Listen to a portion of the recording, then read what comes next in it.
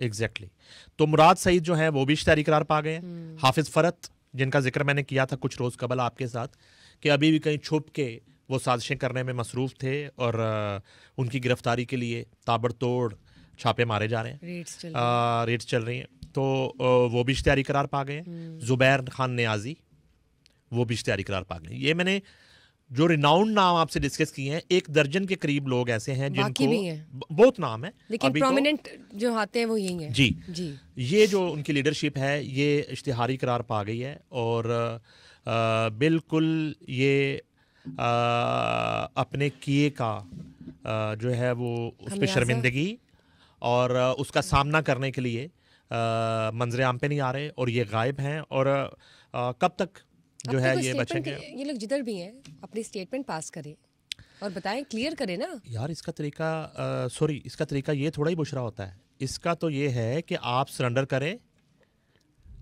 आप आइन के सामने सरेंडर करें, खुद को जो है वो आप पेश करें और सामने तफ्तीश हो और उसमें अपने गुनाह या बेगुनाही को जो है आपने साबित करना।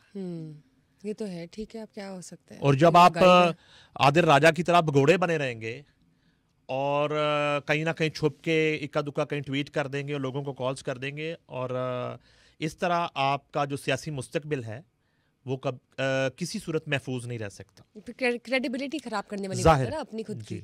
जी प्लीज लेट्स सी अब क्या होता है। देखिए इतना संगीन मसला पैदा हुआ है, अब उनको इलेक्शन से निकाल दिया गया है। अब मुझे तो ऑब्वियसली इस बात की श्योरिटी नहीं है। आपने बताया कि हाल ही में जो होने वाले इलेक्शन है इस टेन्योर के, उसमें से तो उनको आउट कर दिया, दे हैव बीन एक्सक्लूडेड।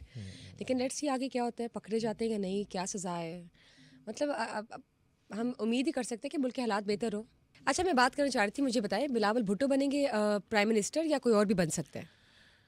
अभी भी आपको कोई शक है, कोई अबहाम है, या आपको आसिफ अली जरदारी साहब की नीयत पे कुछ सोचने पे आप मजबूर हुई हैं? एक फ़िक्रा एक हालिया इंटरव्यू में उनके मुंह से निकल गया और मैं हमेशा ये बात करता रहा हूँ आपसे। वो आज भी वहीं खड़े हैं कि इस शर्त पे खेलूंगी पिया प्यार की बाजी, जीतूं तो तुम्हें पाऊं, हारूं तो पिया तेरी। इक्तदार तो आसिफ अली जरदारी छोड़ने को तैयार नहीं है। बिल्कुल। वो नवाज शरीफ से इक्तदार छीनने की बात नहीं मैं कर रहा, दूसरी जमातों से इक्तदार छीनने की बात नहीं कर रहा, मैं तो घर की बात कर रहा हूँ भाई। मतलब उनके घर की बात कर रहा हूँ। ये चाहे शुरू हो गई है, लड़ाइयाँ पड़ गई हैं। देखिए इस बात का अदराक बिलावल भुट्टो को भी मेरे ख्याल में है।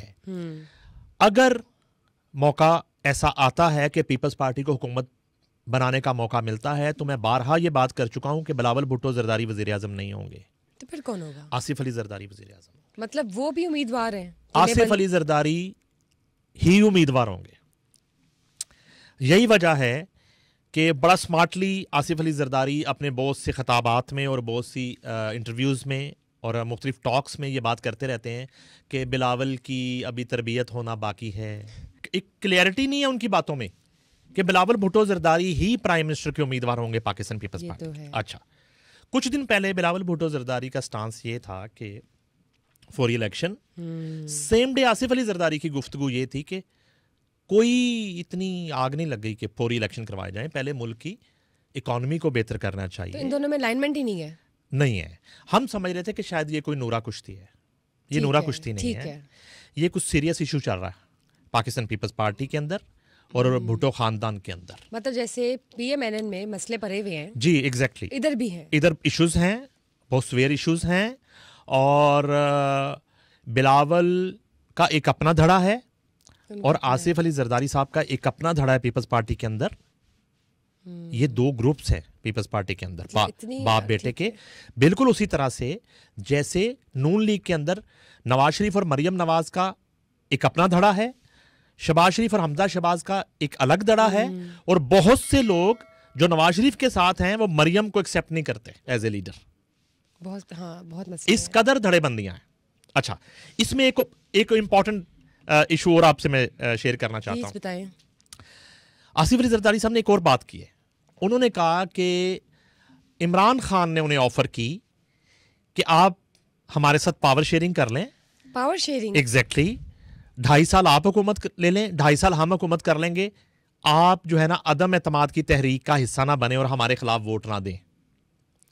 ये इमरान खान ने एक ऑफर की थी। जी एग्जैक्टली, ठीक है। अदम एतमाद के टाइम पे उन्होंने ऑफर की, जो आसिफ अली जरदारी साहब के बकौल ये बात है, वो खुद फरमा रहे हैं कि मुझे ये ऑफर हुई और मैंने ये ऑफर ठुकरा दी, मैंने ये एक्सेप्ट नहीं की।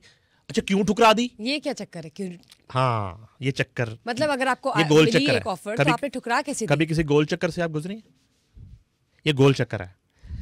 आपने अपनी मर्जी से ऑफर नहीं ठुकराई थी, आपको इस ऑफर को एक्सेप्ट करने की इजाजत नहीं मिली थी। कहीं और डील तो नहीं चल रही थी? डील नहीं थी उस वक्त, तो कुछ और ही चल रहा था। बताएं। वो नजर नहीं आता जो चल रहा होता है। आपको तो पता ही होगा। आपने कभी, आप गुजर रही हो और कुछ चल रहा हो आपके इर्द गिर्द, आपको नजर ही ना आए। वो कभी कभी होता है कि आप नजरअंदाज कर दें चीजों को, या नजरअंदाज कर दें, हाँ, या फिर कभी आप इग्नोर हो जाती हैं। इसको भी नजरअंदाज कर दें। नहीं, मैं इधर तो नहीं करने कर वाली, दें, कर आप दें, मुझे बताएं। कर देना। अच्छा, मुझे ऐसा लगता है कि PMLN के साथ शायद वो इस बार डील रखे, यानी अच्छा, इस ऑफर को इधर स्विच कर दें। इधर स्विच कर दें। हाँ। अगर आपको इक़्तिदार ही चाहिए तो आप PTI के साथ ये पावर शेयरिंग डील कर चुके होते। अच्छा, नहीं, क्या आप बड़ी गेम के चक्कर में क्या ठीक अब है। आप नवाज शरीफ के साथ भी पावर शेयरिंग डील करके आ रहे हैं? ये एक सवाल भी है। यानी कि पावर शेयरिंग उनका एजेंडा है ही नहीं, बात ही कुछ और है। मे बी नवाज शरीफ के साथ वो ये डील बना लें। ठीक है। अगर मौजू रिस्पांस नहीं मिलता और मतलूबा नंबर ऑफ सीट्स जो है वो नून लीग को नहीं मिलते, तो जाहिर बात है कि सबसे बड़ी पार्टी तो पीपल्स पार्टी होगी उसके बाद, वो तो है भाई, जिसके बगैर हुकूमत नहीं बन सकेगी। तो उस वक्त अगर ज्यादा पोजीशन नून लीग की खराब होती है तो फिर पावर शेयरिंग का ये वाला फॉर्मूला जो साबिक चेयरमैन PTI और इनके दरमियान हुआ वो यहां पे अप्लाई हो सकता है। इसकी बड़े चांसेस हैं। और लास्ट बात मैं आपसे शेयर करता हूं कि मियां नवाज शरीफ जो हैं वो 18 दिसंबर को सिंध का दौरा कर रहे हैं।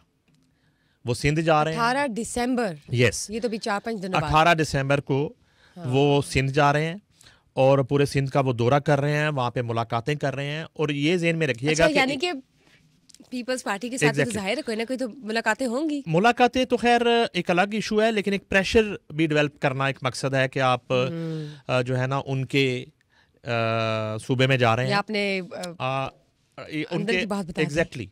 तो ये एक सिलसिला जारी है। जी। पीपल्स पार्टी को नून लीग की तरफ से एक जो है ना वो थोड़ा जिच करने का और इरिटेट करने का। जी। तो ये तमाम तर कहानी थी जो मैंने आपसे शेयर की है। तो इस पे मजीद तफसीलात आएंगी तो फिर आपसे शेयर। नहीं, ज़रूर। Thank you for being here, for taking out your precious time as always. मतलब कि I am glad you are here. ठीक है, देखते हैं इंशाल्लाह क्या होता है। Thank you guys for watching us today and just stay tuned. Do not forget to share, like and subscribe our Samaa podcast as usual. We'll definitely catch up with you all till we get back to the next episode. Till then, Bushra Khan's just leaving. Bye-bye.